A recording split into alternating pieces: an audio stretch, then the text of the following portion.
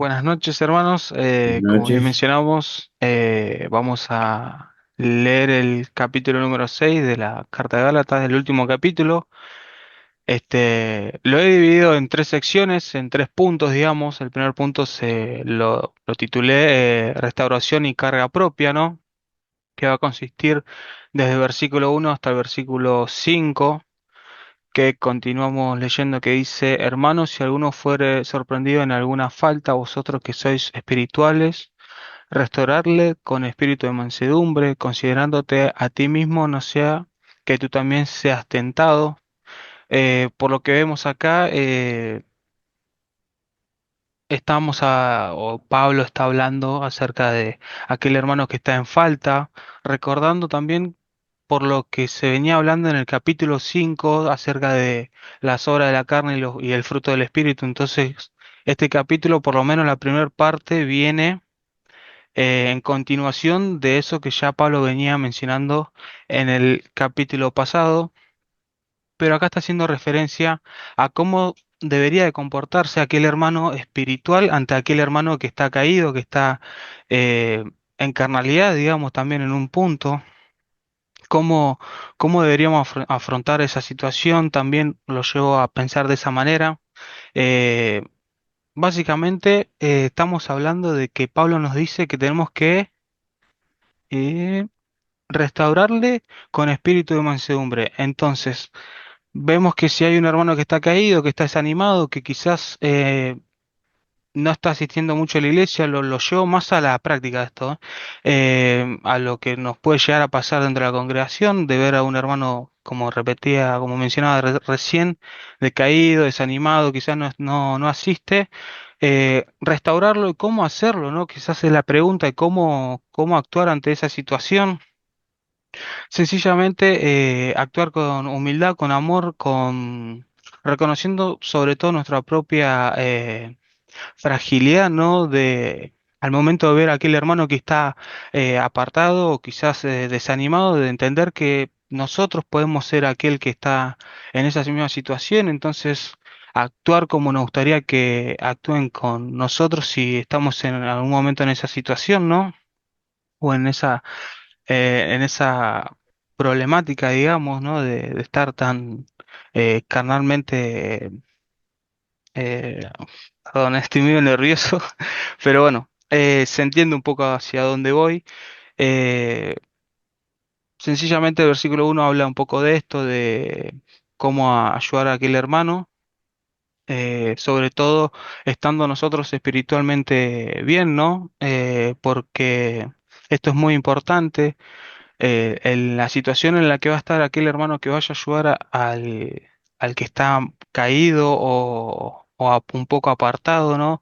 Estar en situación espiritual, sobre todo, bastante buena o positiva en un punto, porque eso va a marcar un poco la diferencia, porque más allá de que nosotros le vayamos a hablar o le vayamos a querer animar, el que va a hacer la obra va a ser el Señor y sobre todo también nos va a ayudar a dar aquella palabra correcta que aquel hermano esté necesitando en ese momento, ¿no? El objetivo principal sencillamente es arreglar esta situación del hermano, ayudarlo a que vuelva a su posición anterior de integridad espiritual, ¿no? A su pureza. Y para terminar, por lo menos en este versículo, quería que vayamos a 2 Corintios 13:11, que lo tengo acá en la computadora, que dice: por lo demás, hermanos, tened gozo, perfeccionándonos, consolándonos, sed de un mismo sentir y vivid en paz. Y el Dios de paz y de amor estará con vosotros. Un punto también acá que quiero remarcar de este versículo es que no solo podemos llegar a ayudar a aquel hermano que está alejado, sino que también nos podemos llegar a... La idea también es que nos perfeccionemos juntos, ¿no? Con aquel hermano. ¿Por qué? Porque aquel hermano que está caído le tendemos una mano, lo ayudamos a que vuelva de alguna manera, pero también uno crece en esta comunión, en esta hermandad que hay dentro de la iglesia, de esta solidaridad, ¿no? Entonces, esto nos lleva a que la iglesia también, en un punto, crezca de una manera que no solamente se ayuda a aquel hermano, sino que el que ayuda también pueda sentirse gozoso de ese actuar, ¿no? No por lo que vaya a decir otro hermano, sino ante Dios, ¿no? Eh, es bueno esto ante los ojos de Dios, que ya lo vamos a ver más adelante, ¿no? Bueno, continuamos en el versículo número 2 que dice, sobrellevar los unos las cargas de los otros y cumplir así la ley de Cristo. Em, Sencillamente es sobrellevar la carga, es acompañar a aquel hermano, ver en qué situación está, cómo es sobrellevar una carga, de qué manera. He visto varios comentarios y uno me gustó una referencia que hacía acerca de esto, de cómo acompañar al hermano, y mencionaba algo de hombro con hombro, ¿no? Tenemos esa imagen de, che, te sentís mal, vení, te doy mi hombro, habla, no sé, te escucho, llorá, y también tenés algún problema, vení, vamos los dos juntos y te ayudo. Así sea económicamente, así sea quizás como mencionaba, hablando o escuchando, sea cual sea la situación en la que esté el hermano, eh, empatizar con él y poder sobrellevar esta carga juntos. Ahora nos podemos preguntar por qué tengo que hacer eso, por qué yo tendría que ayudar al hermano de esa manera, por qué tendría que yo tener que escucharlo, por qué lo tendría que ayudar también, ¿no? Porque básicamente el mismo versículo nos lo dice al final, dice, y cumplir así la ley de Cristo. ¿Y qué es la ley de Cristo? Es esto, para poder entender esto, vamos a el versículo de Juan 13:34, dice, un mandamiento, esperen que quiero ver si estoy bien, ¿eh?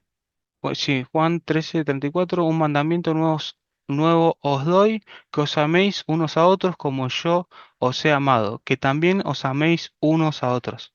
Sencillamente porque esta ley de Cristo se basa en el amor que el Señor nos ha tenido a nosotros, por ese mismo amor que Él nos ha cargado, no sobre sus hombros todas nuestras faltas. También de la misma manera nosotros debemos de ser ante nuestros hermanos por esta nueva ley, ¿no? Porque como veíamos en el capítulo anterior, veíamos que se debatía, o en gran parte de Gálatas se debate sobre la ley, ¿no? De los jueces santos y bueno, que ya se ha hablado antes, pero lo debemos hacer, debemos ayudar a nuestro hermano, debemos soportar sus cargas al igual que él. Todo por amor, todo porque así el Señor quiere que lo hagamos. No. Entonces, versículos 3 y 4 le he puesto como subtítulo examen personal. Dice, porque el que se cree ser algo no siendo nada, a sí mismo se engaña, así que cada uno someta a prueba su propia obra. Y entonces tendrá motivo de lograrse solo respecto de sí mismo y no de otro. Volvemos a lo mismo, ¿no? Entender que somos iguales, que podríamos ser nosotros aquel que está en esa situación. Eh, También lo que nos lleva a pensar estos dos versículos es que no debemos de creernos que ayudar a aquel hermano está por debajo de nuestra dignidad, ¿no? De creernos superior porque aquel hermano está allá apartado, está alejado y nosotros estamos en esta situación, no, que nunca se nos lleve a la cabeza esto, ¿no? De decir, no, él está ahí, prefiero no, ¿sabes qué? No le voy a hablar, no le voy a ir a, a animar de ninguna manera, no, no me voy a preocupar por él. Total, ya va a volver, o no sé, ha pasado, no sé, me ha pasado, ¿viste? Muchas veces el escuchar estos comentarios, ¿no? No en nuestra congregación, entre otros hermanos, ¿no? Pero esto, justamente esto, no, si total, ya está, ya va a volver, o no, no pasa nada, ¿viste? El Señor verá, ya no voy a hacer nada por este hermano. Y quizá no, quizás podemos ser aquella persona que le tienda la mano y pueda revertir esa situación, ¿no? También para estos dos versículos tengo otro, Primera Corintios 10:12, que dice, así que el que piensa estar firme, mire que no caiga. también apoyándonos en lo que veníamos viendo en los otros versículos de esto de, che, podemos ser nosotros el que pueda estar en esa situación más adelante o hemos estado en esa situación, entonces actuemos como nos gustaría que actúen o como han actuado con nosotros.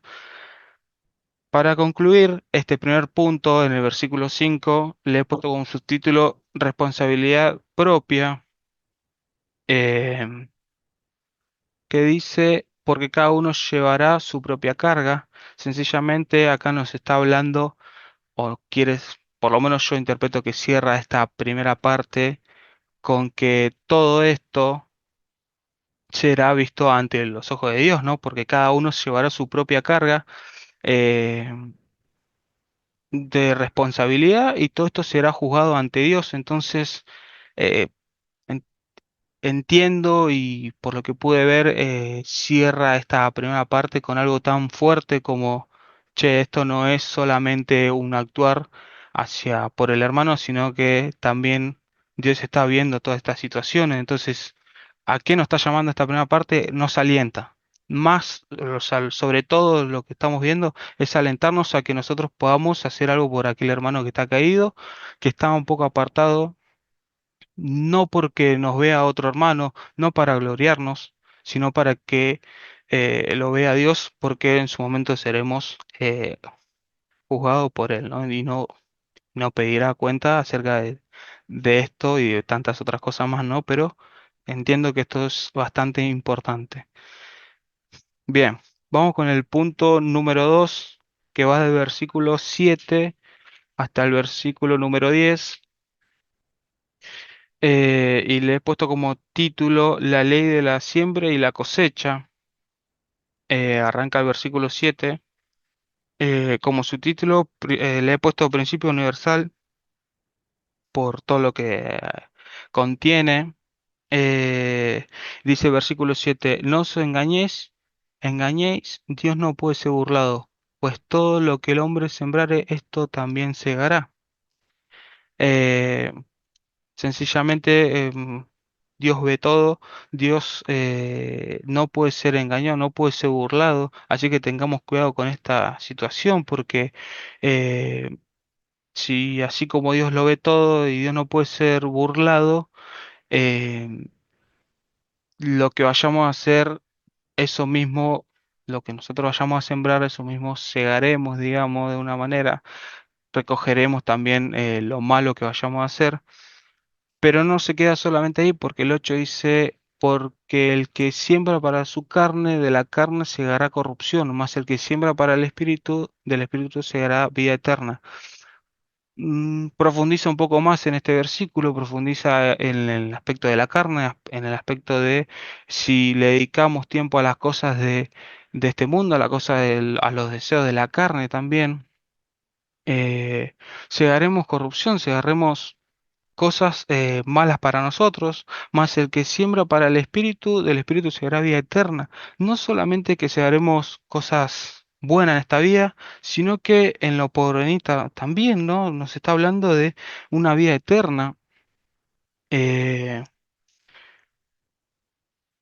un pensamiento también que he podido sacar era lo tengo notado, que sembrar para la carne es dejar que la vieja naturaleza vuelva a surgir en nosotros, ¿no? Volver a cometer los mismos pecados que se venían haciendo, pero por el arrepentimiento y por creer en Dios lo hemos dejado de hacer y nos hemos apartado, ¿no? Entonces es muy importante el tener control sobre estas cosas, sobre todo principalmente sobre la carne, sobre nuestros deseos. Y para terminar estos dos versículos, vamos a Juan 3:36 que nos dice, el que cree en el Hijo tiene vida eterna, pero el que rehúsa creer en el Hijo no verá la vida, sino que la ira de Dios está sobre él. Sencillamente estamos hablando de eh, la vida eterna, de lo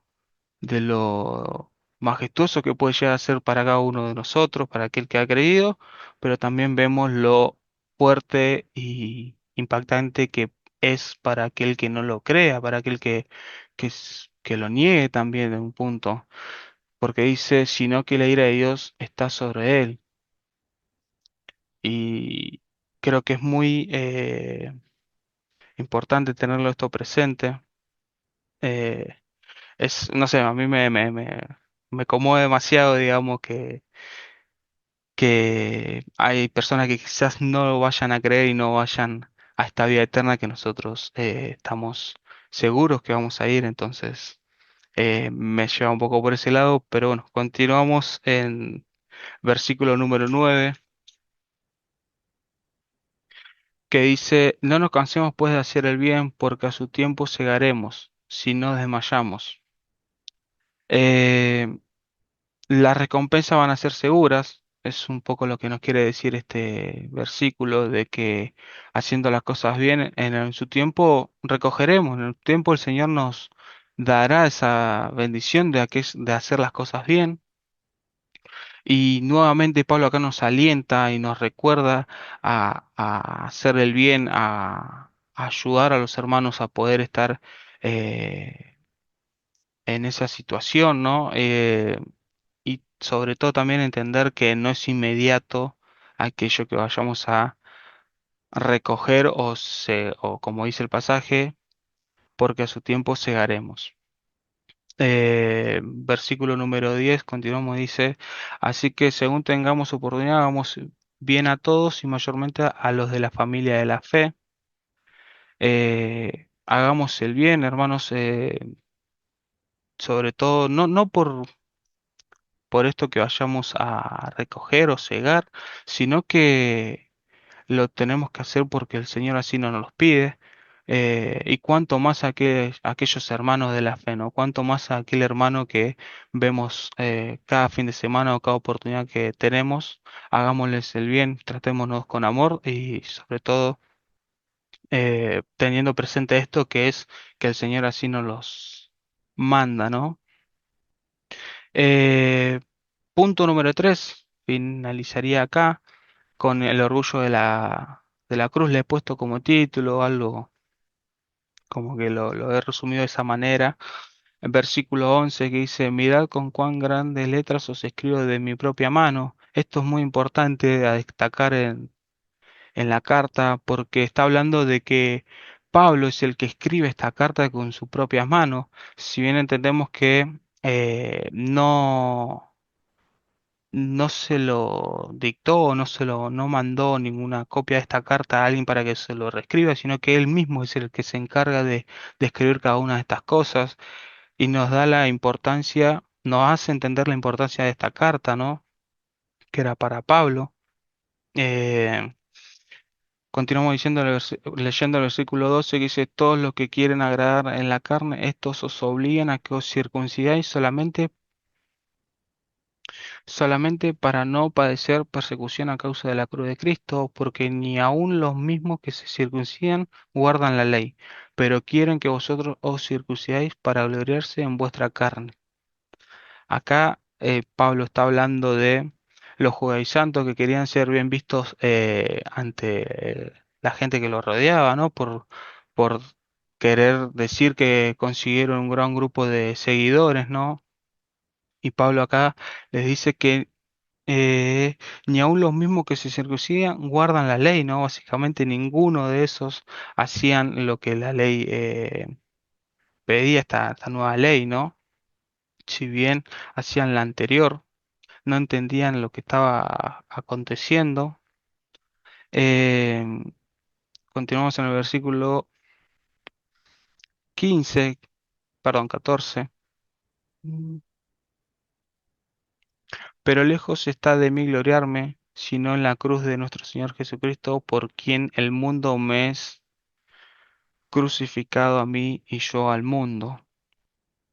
Eh, Pablo acá le dice que él es todo lo contrario, que no se jacta eh, de la carne del hombre, que no le interesa eso, sino que eh, le interesa el Señor Jesucristo, porque dice, por quien el mundo me es crucificado a mí y yo al mundo. Básicamente ha dejado todo lo del mundo, Pablo,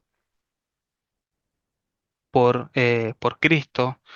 Y terminamos con el último versículo, que lo tengo acá anotado, igualmente vamos a leer todo, pero eh, el último versículo que creo que es bastante importante, que dice, porque en Cristo Jesús ni la circuncisión vale nada, ni la incircuncisión, sino una nueva creación. Eh, el- la nueva creación no es una mejora de acción a la antigua, sino algo totalmente diferente.